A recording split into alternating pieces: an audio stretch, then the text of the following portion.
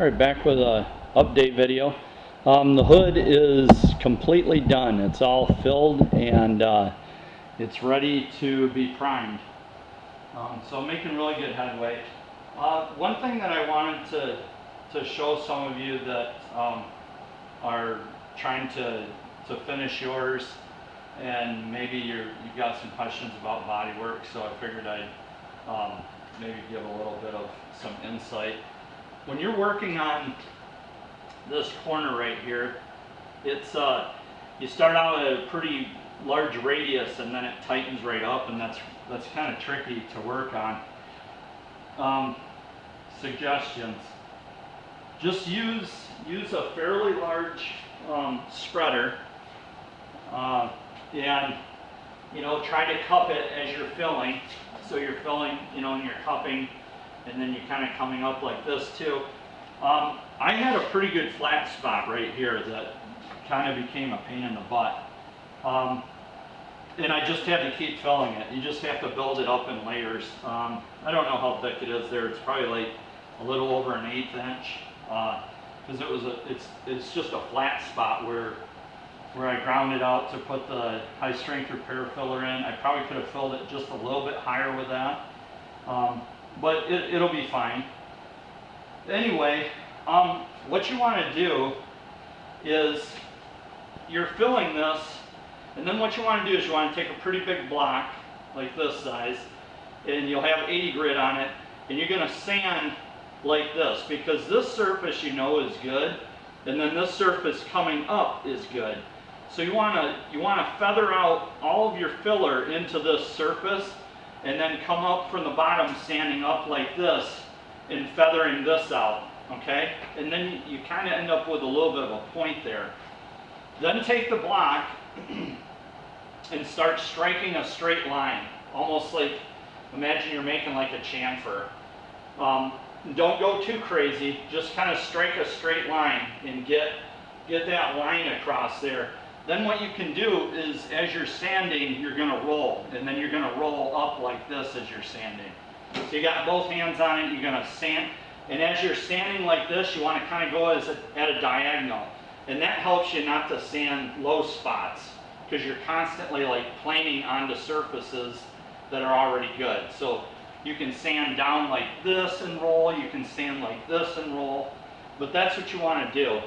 And just keep working on building that up until you can strike somewhat of a straight line across there and you don't have a low spot.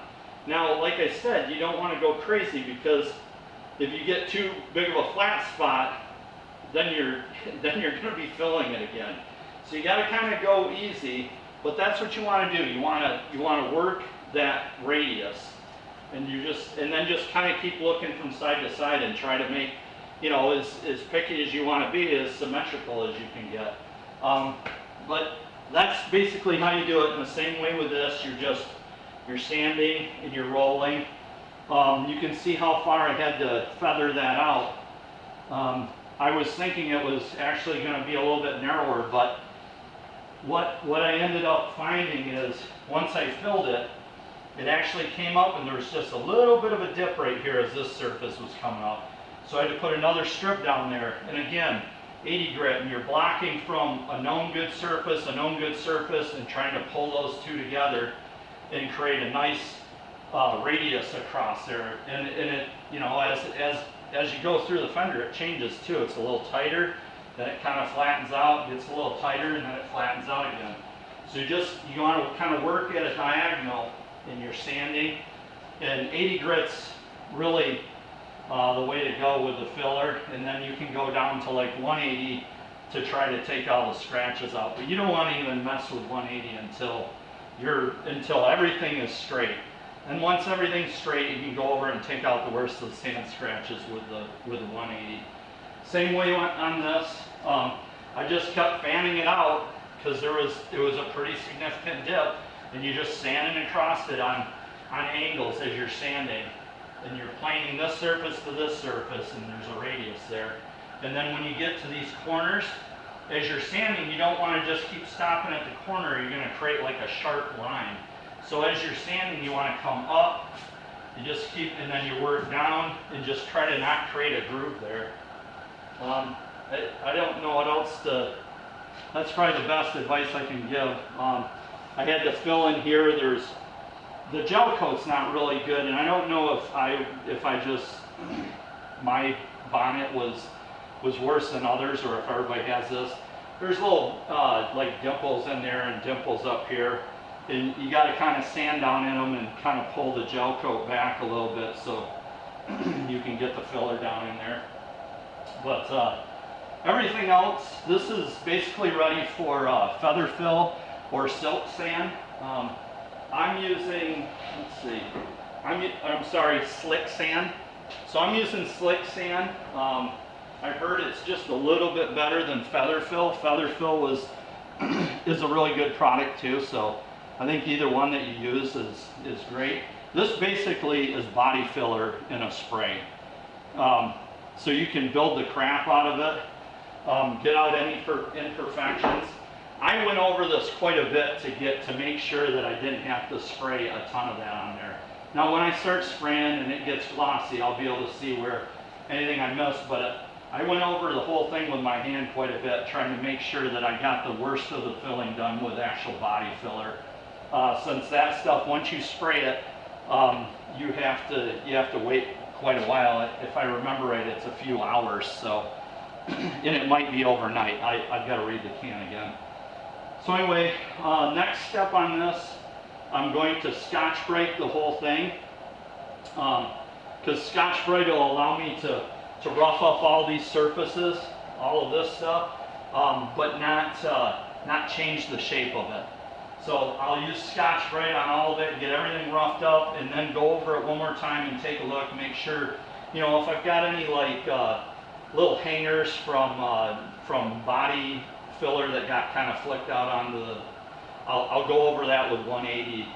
So once I get all of it done with Scotch-Brite, I'll go back over and make sure if I need to like plane feather anything out anymore before I spray that.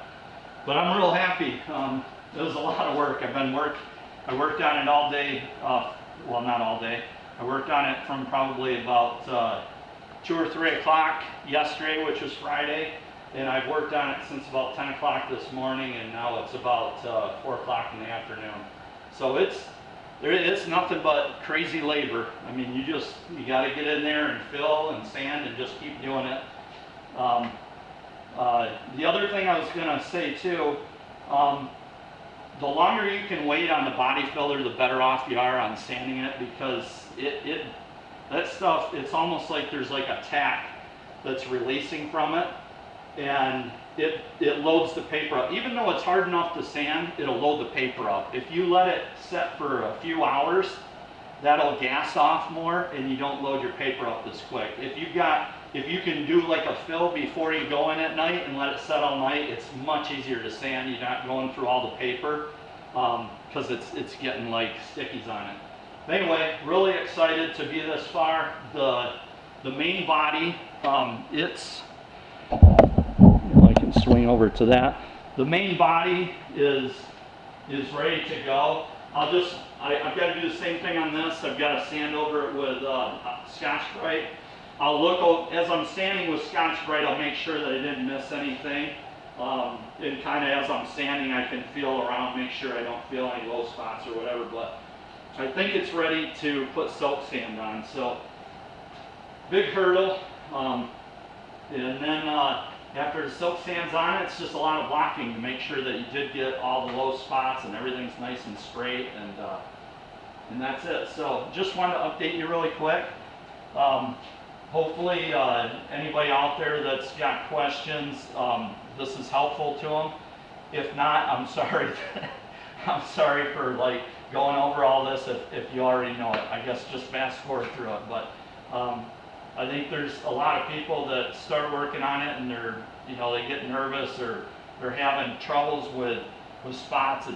It gets frustrating sometimes when things don't feel right, but just keep at it, sand and refill, and don't get discouraged. It's flat out time consuming. That's why these paint jobs cost so much, because there's just a ton of labor, getting the body ready. These bodies aren't great from factory 5. Hopefully the new ones are a lot better, but I think the seams are still not the greatest.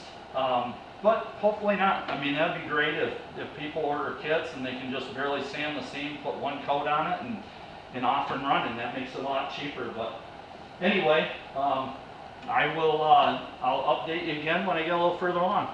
See you later.